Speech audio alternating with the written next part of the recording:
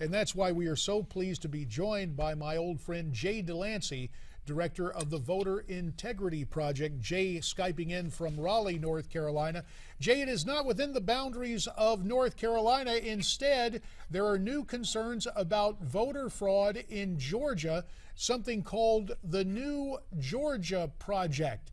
Explain that to us, if you would, please, sir. That's right. Good morning, JD and Francesca. Thanks for having me on.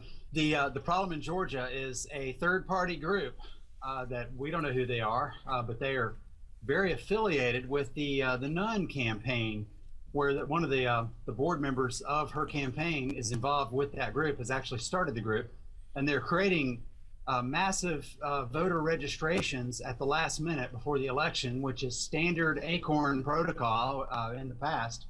Now, Acorn, that criminal enterprise known as Acorn, no longer exists, but they just changed their name and moved on. So we smell Acorn down there.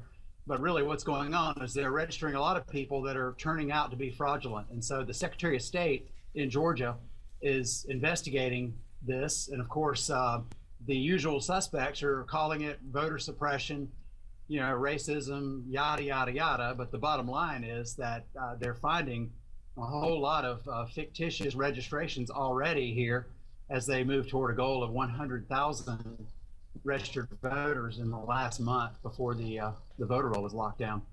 Jay, this group is tied to Senate candidate Michelle Nunn, right? What's the extent of that relationship?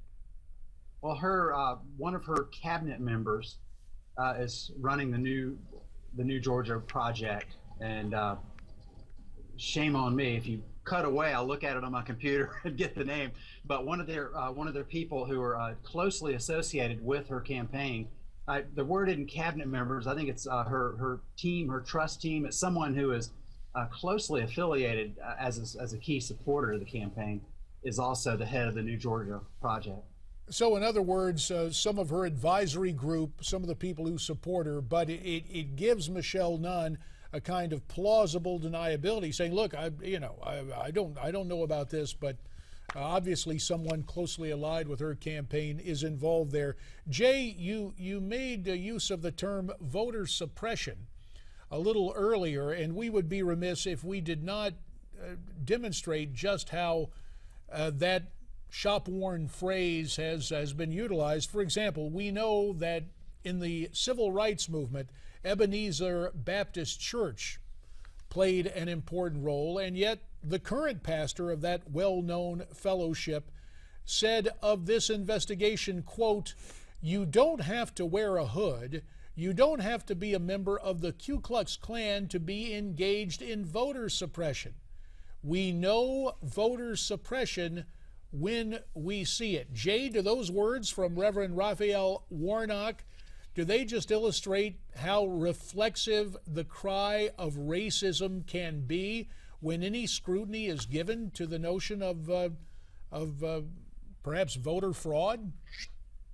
JD, it is so sad to see this. I actually reached out to the Reverend William Barber in North Carolina, who runs a similar organization, and he referred to me as a vote suppressor, and I tried to reach out to him and found out that that's his narrative, and he's sticking to it. So it discounts a large segment of the population from even helping us find out where these fictional voters are, where these fraudulent voters are. It's very discouraging that some people would view this as racism when we're protecting the rights of their vote too. Jay, do you think the outcome of this investigation could decide which party controls the Senate ultimately? Well, of course, every race is critical. There are a few that Republicans can lose, and there are probably a few they will lose, depending on the polls. I mean, obviously it depends, but it's going to be very close, and one race here or there could swing it. Jay, you mentioned that Acorn technically no longer exists, but there are successors to the Acorn operation that go by different names. We've seen this in Georgia. And you can take a look across the width and breadth of the nation to see those states where there are vulnerable Democrats.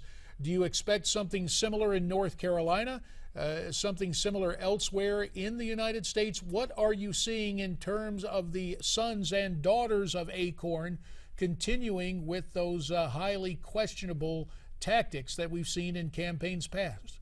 Well, they're alive and well in North Carolina. When they when they went into the federal witness relocation program, they changed their name, but that was all they changed. In Durham, they didn't even change their address. They just changed the sign out front and continued what they're doing.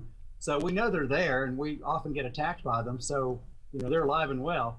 But we're going to keep them on the run here.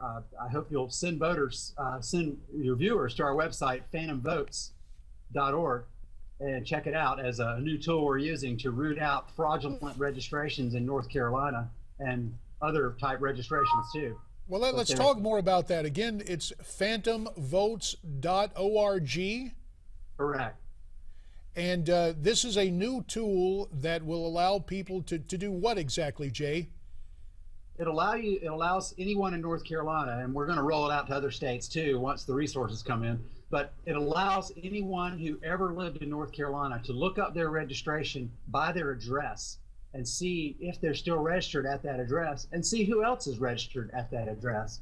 And we've already gotten early reports of people finding phantoms at their house. These are people who don't live there, but they're registered to vote from that address. And we argue and we theorize there's probably around 800 or 900,000 such voters in North Carolina. There may be more, but we know that there's at least 739,000 because that's how many inactive voters there are. But this tool also locates active voters who are no longer living, either they're no longer living at that address or they never lived there in the first place, and Acorn or somebody just registered, just made up the registrations. So this helps us find them and move them toward removal in a much quicker manner.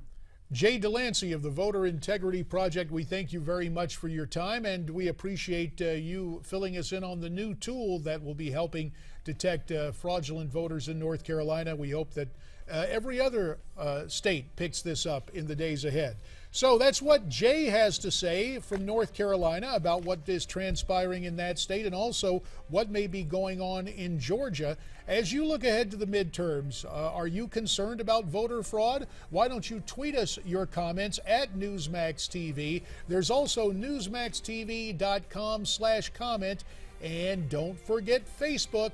Our face is back after the break.